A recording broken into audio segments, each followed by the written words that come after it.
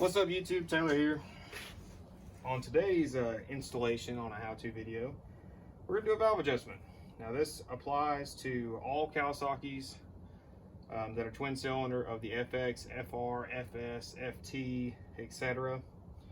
The same principles apply with the old FHs, but this is on a FX 691. This is a 22 horse. If you know anything about Kawasaki's, the FX 730s are the same engine. The only difference is the carb intake for that extra horse and a half. But here's your tool list. So you're going to need a 9/16 wrench. Some of this stuff is specific to Scag.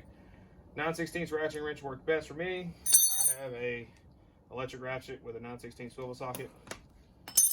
2 10mm wrenches, preferably some good ones. These are for adjusting the valves themselves. 13/16 spark plug socket. You're going to need something to put down in the cylinder to check TDC. I've got a long 1/4 inch extension. Screwdriver works fine. 5/8 wrench. Obviously I have power tools. You are going to need a set of filler gauges. I'm going to grab mine here in just a minute.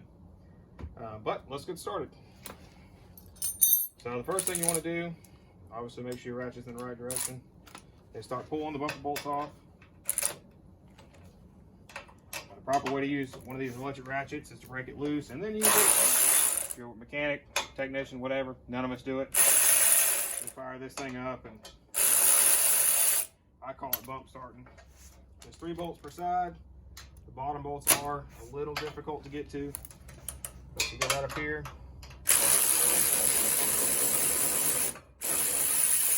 Mine is actually missing one, missing the front upper bolt. Same thing on the other side.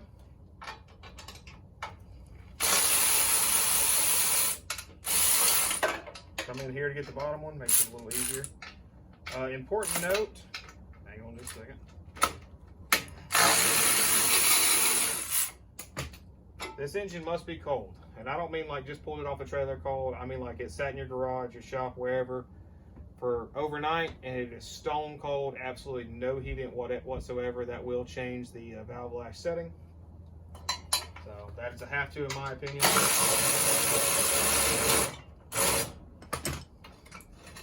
Kawasaki does require these every 350 hours. Most people don't do it at all. And that's where you wind up with bent push rods. Normally the intake ones are the ones that get bent. The exhaust valves will get out of adjustment and it'll start building up too much compression and just bend the push rods. I do have a magnet tray for all my hardware, so I'm not just laying it on the ground like an animal.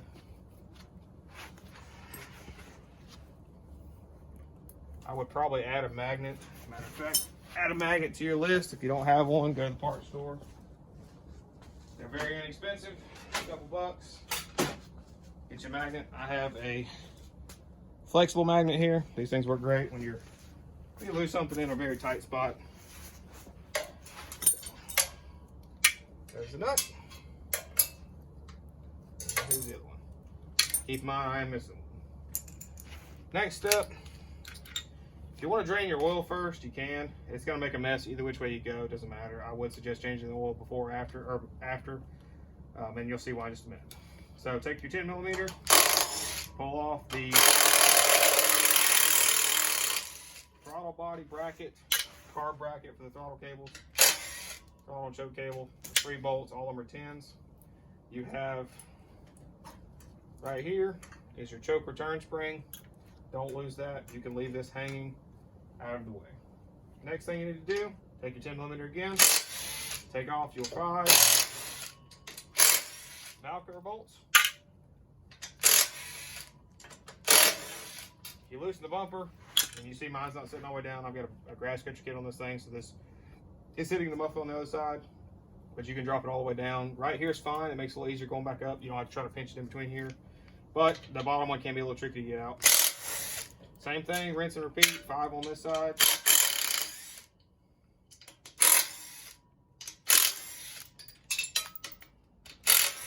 Just drop it on the ground, that's what you want. I would suggest a clean work surface. Obviously I'm working my garage floor, so y'all don't beat me up too bad in the comments. Take your hammer. These are aluminum.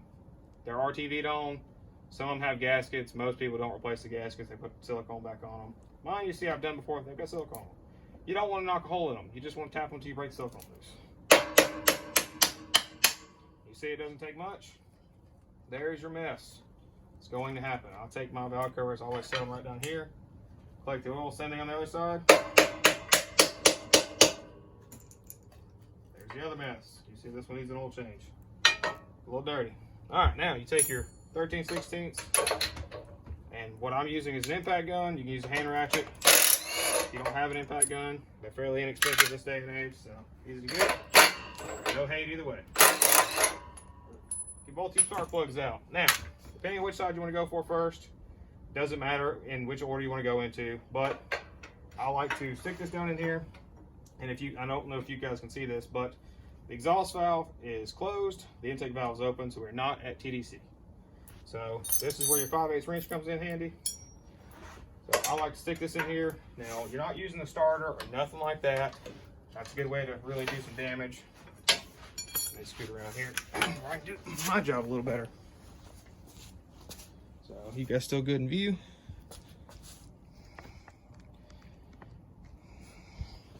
Zoom y'all in just a little bit. Mind you, I am doing this by myself, so I don't have a cameraman. Y'all bear with the terrible shots. All right, 5/8 is for the clutch mounting bolt. On Scags, it's 5/8. I believe most of your other manufacturers are the same. Don't hold me to that though. Stick that in your spark plug hole. You're not trying to damage anything. You're just trying to touch the piston. You see we're going down. Intake valve is starting to close. Now we're on the compression stroke. If you know how a four-stroke engine works, it's intake, compression, power, exhaust. That is the firing order, or firing sequence rather. So you want to get all the way to the top, and when you feel it start what's called rock over, we're still coming up. All right, right there's the top. So it'll come, the piston will come all the way up, and it'll settle right here, and then it'll start coming down. So you want to be right at that point before it starts coming down. If you have to spin it a couple times, it doesn't matter how many times it takes you. Do it as many as necessary. Reach over here and grab my feeler gauges.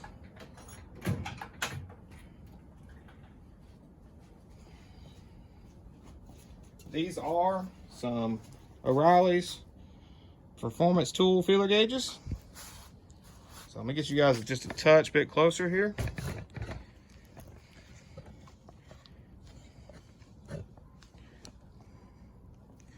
All right, now y'all can see exactly what I'm doing. Now, the spec on these things, I believe, is 4 to 6 thou. I like to set mine at 5. So that's a pretty well go, no-go is what we used to call it. You can set them at 6. They are going to require being done anyways. The whole reason that Kawasaki's require valve adjustments is because they have flat tappet cams. So anybody knows anything about flat tappet cams, they have to be adjusted. So right here, we're going to start on the intake valve. Again, whichever one you start with first doesn't matter. You see we're a little tight. I cannot get a 5 thou feeler gauge in there. Exhaust valve, good and loose. So take your 10 millimeter. You need 2 wrenches for this. I would suggest non-ratcheting, but if it's what you got, it's what you got. So got it loosened up. Take your second 10 millimeter. This is where you're gonna need both of them here in just a second. Slide your feeler gauge in. Now the top, the bolt of the adjustment, the bolt that keeps the valve rocker on is the actual adjustment. It's got an eccentric in it. You turn it, it tightens up. So take your wrench. Try and get out of the camera here. Take your wrench and start turning it. So you can go too far. Right there is a little too tight. So back up just a hair. So you want just a little. I know y'all can't feel that, but you want a little drag on it. So ideally, which I think I've got this one just a touch tight. Ideally, you want to be able to take your feeler gauge, pull it out, and slide it back in there with equal resistance. You don't have to force it in. So I like to hang mine there. And then what I like to do, I try to take the newest wrench I've got, a good 10 millimeter. It's got plenty of bite to it. And now you're going to tighten your nut up on the bottom of the rocker. Now, assume it didn't turn any. They always turn a little bit. Now this one feels just a touch loose. So that's where the kind of the 6th thou comes in. If you set it at 5s, they give you a little wiggle room. But I like to get mine as close as possible. So now we're a touch tight. Tighten her nut back up. Let's see if she loosens up here.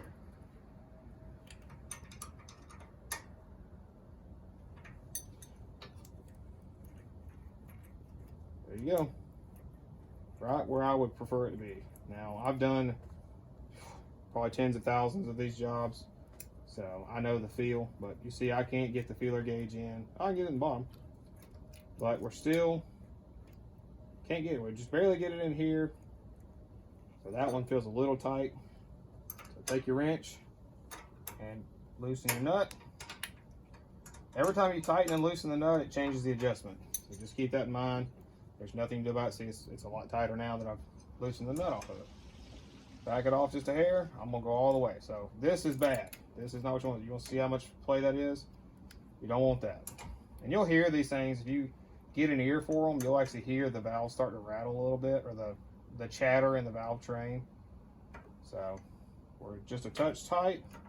So I'm gonna go ahead and tighten it up and see if the tightening of the nut and bolt loosens. Yep. See what I mean? I didn't touch it, it fell right out. Get all the junk off of it here.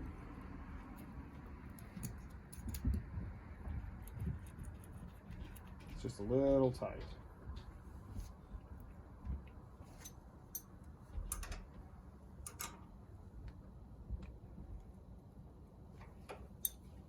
Doesn't take much.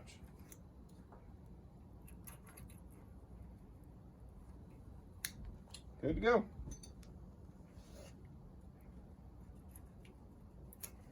Okay, that is side number 1. Now, I'll show you guys the other side. If y'all are watching this video for informational purposes, it's the same thing on the other side.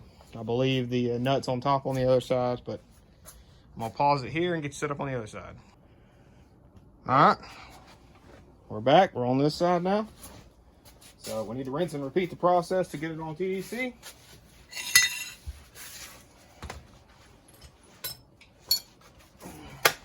Again, we've got our extension or a screwdriver or anything that'll fit down the hole and not damage the cylinder. Reach up under here, and all I'm doing is putting the wrench on the bolt head for the clutch. So if you guys can see that, we're headed down, and the intake valve is starting to close. Again, remember intake power, compression, exhaust. Coming up on TDC. And we're there. So that's it. You get the piston all the way to the top. And you know, with the piston at the top and the valves closed, you're on the compressor stroke. If you watch the valves enough, you'll know the intake's top, the exhaust is bottom. When you see the exhaust valve closed, what are you watching me for? Can you go? You're ruining my video here. This is supposed to be a how-to video. I thought you said hey to me when I went out the front door, so I thought I would come back in and say hey. All right, so you see, very loose on the intake side, Doing great. little snug on the exhaust side. So we're gonna tighten them up, or adjust them rather. Take a good wrench, preferably the best one needs to go on the head of the bolt, and loosen them up. Again, with your 5 thou feeler gauge. Anybody that's adjusted valves for this is just like anything else. Want a little resistance, I like to go just a touch tighter. That way when we tighten the nut up and then it really backs off on the stud, it should be close.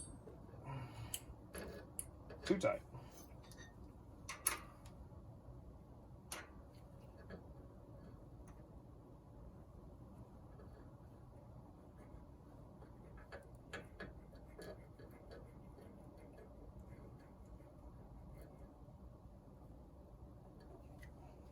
Right there. That's what I would call right on the money. Now, that was the exhaust valve. Knock this one loose. Now there's a couple different kinds of push rods for these things. They've updated the part number since these engines were released. The old push rods had a ball, just a very small, skinny push rod with a ball tip. These, they fatten up the push rod a little bit and change the tip design. I'll see if I've got an old set around here. I can show you guys the differences between them. If you guys made it to this far of the video, I appreciate y'all staying around and watching. I enjoy making this kind of content. I worked on these things for a long time, so this is all second nature to me. So there you go. There's your valve adjustment set. Let me grab an old set of push rods and I'll show you guys real quick. Zoom out here. I keep the stash laying around just in case I happen to bend one.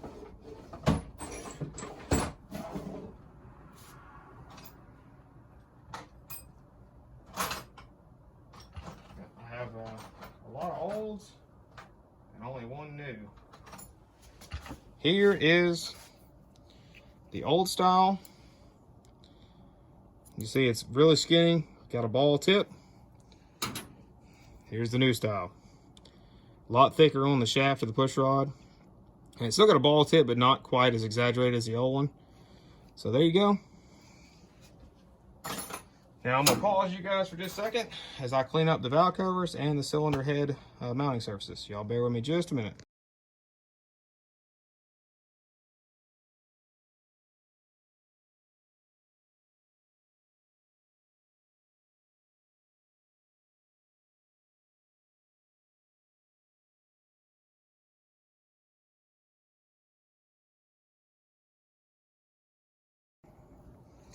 All right, now that we've got the valve covers and the cylinder head surfaces cleaned up, so I will say this: I use a little 90-degree Ziz wheel and what we used to call cookies or Scotch-Brite pads. Some of you guys are going to chastise me in the comment section for that, and that's fine. You can use anything you've got at home. This video is not for the guy that's working on these things every day, but for the commercial guy that's having a hard time with his equipment, or the service department's way behind, or whatever. If you got a drill and a wire wheel, you can do that. You got a scraper, a pocket knife, whatever. Use what you got. Get the surface good and clean. I take an entire can of brake cleaner and spray down all this area. I want to get all the metal shavings and any old RTV out of it. You don't want that stuff in your oil pan. These engines don't have rod bearings, so it's a machined size on the rod to the crankshaft. So if you get any kind of metal in there, once it's gone, it's gone. There's no sacrificial surfaces to go bad. If I'm RTV here, I prefer black because it sticks through oil. You can actually rub it through oil a little better. You're not coating this stuff on, guys. You're not going to make a silicone sandwich. Just a drop, on the end of your finger, and I take my finger and I rub it in. So if you make a little mess on the outside of the cylinder, nobody's going to bark at you about it. As long as the equipment's up and running. You don't want a bunch of this stuff inside your cylinder. It can get stuck to everything, and eventually it will come loose and get caught in your oil pump and potentially starve your engine from fuel, or from oil. You see there's probably just a touch of oil right there. You can just tip your finger and rub this in.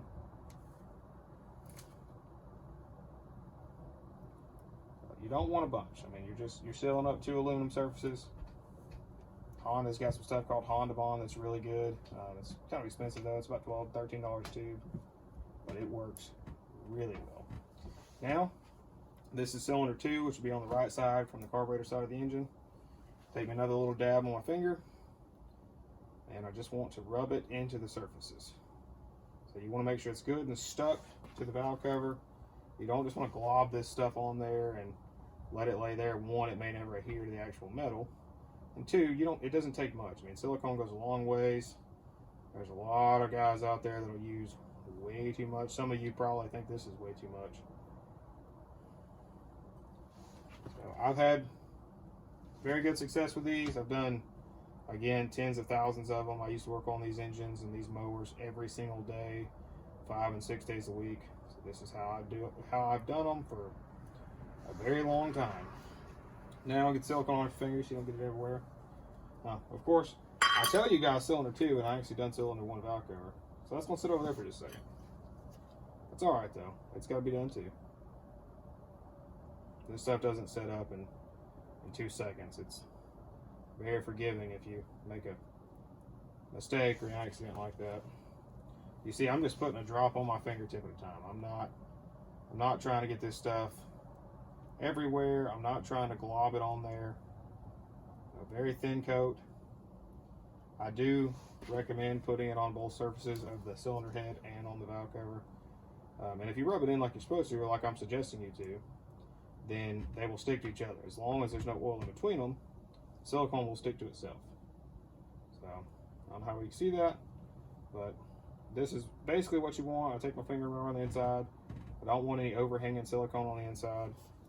But yeah, that's it. Now, take your valve cover, stick it on your cylinder head, take your 5 10mm headed bolts, and get them started by hand. You may have to shift the valve cover around just a little bit, get holes on it. There's no dowel pin or anything on the valve covers. They just sit there. So the only thing I would tell you, that on this side, on the cylinder 2 side or the right side of the carburetor, if you're looking at the back of the engine again, you want to push it as far that way as you can, and I'll show you why in just a second. So make sure they're all good and started. Now I'll take my finger and push it over.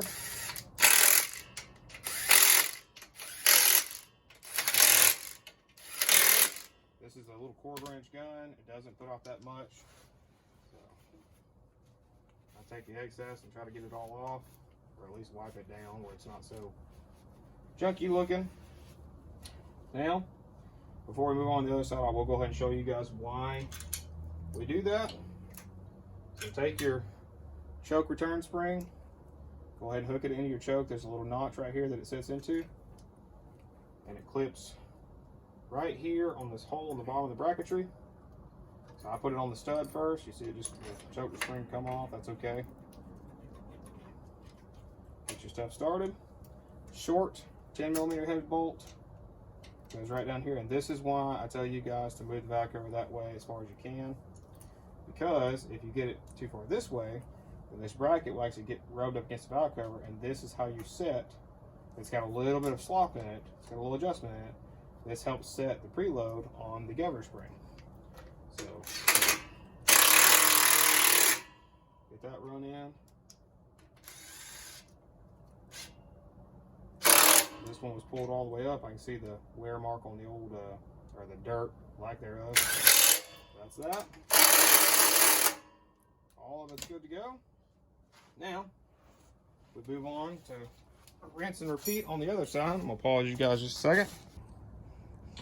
Now we're on to this side. This is just a duplicate of the other side. Take your fingertip, wipe on some silicone. Again, it doesn't take much. You just want to get it good and rubbed in into the nice clean aluminum. So any of you guys that have these pieces of equipment, I'm a big Kawasaki fan. I love Kawasaki's. Used to not be a big fan. The FHs, I think, were, well, I tell you, the EPA classifies them as very dirty engines, but they were very underpowered in my opinion. They were great on the walk behinds. But when they started putting the FHs on the early Tiger Cubs, got a little oil right here on the bottom. Just take you a clean rag. They started putting the 19s and old 21 FHs, and they were very gutless in my opinion. Those things have been out for a very long time, and anyways, they just weren't the powerhouses that they probably should have been for some of those 52-inch mowers. So now we got it all rubbed in good. Take your valve cover. This is the other side that I screwed up. I'm going to take it right here. Get it good and set on there. Now you see, if you get it good and set right, it'll pretty much stay there. So that silicone bonds to itself once it dries. And you can use any kind of silicone you want. Obviously, that's, you know, meant to be around oil or automotive, gray, black. I don't really care for the gray. There's a lot of different kinds of gray out there. But the ultra black, it's, you know, it's as expensive as the rest of them. It's nothing too terrible by any means. It's silicone, or RTV rather. So now we run them up. Just want to make sure they're all good and started.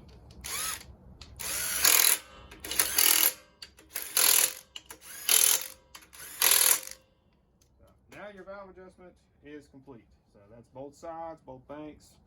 I don't have another set of spark plugs for these things, so I am going to put the old plugs in it.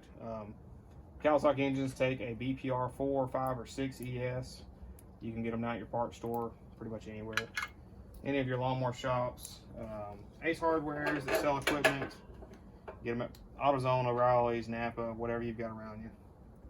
So I do hand start mine just to keep from having any issues cross-threading.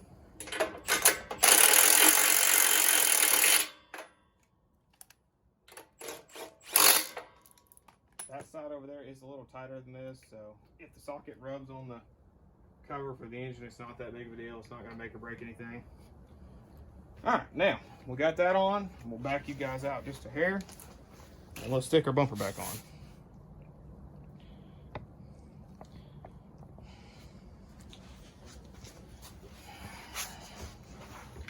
So the easiest way to do this, I grab here, push up, take your bolt, and see if you can take your hand and take your thumb and push down. Now you got one bolt.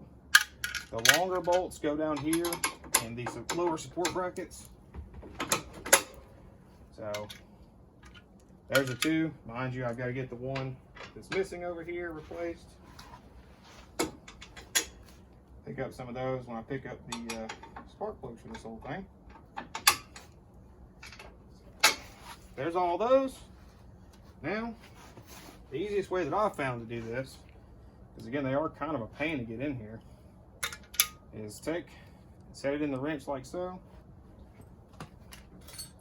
This is where having an electric ratchet comes in handy. Set it in the wrench where it'll stay there, and work it right in here, and just toss it over the head of the bolt. Get your ratchet on there.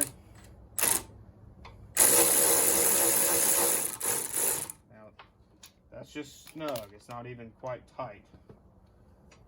So you could do the same thing up here. I've got a lock nut on the top, so the wrench doesn't hold it as good as it does a flange nut. So get it started. Run it up to where it's just touching. You don't even quite have to tighten it up yet. Okay. And the important part is you don't tighten any of these up fully just yet. So let me move you over this side and I'll show you why. So see if y'all can see all of this right here. Get my tripod to work out. You see I've got all three started in here. Now the bottom one, you can go ahead, there's nothing that goes on it. So again, take your wrench, load you up a nut where it'll stay there.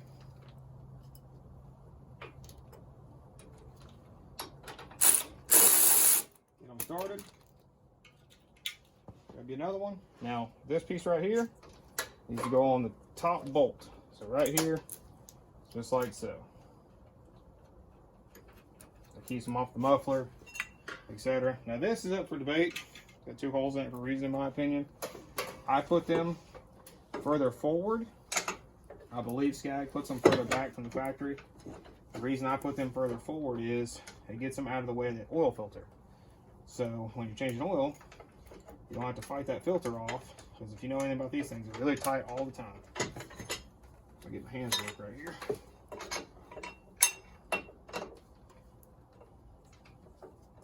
But I push them forward. That's just the way I put them back. It makes it easier getting oil filters off. Just like so. Now that you've got all your nuts started, all your bolts in there, now you can start tightening them up.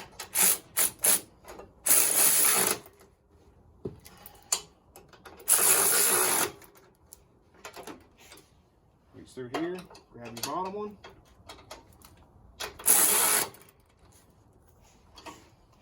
Rinse and repeat on the other side. I won't move you off of this.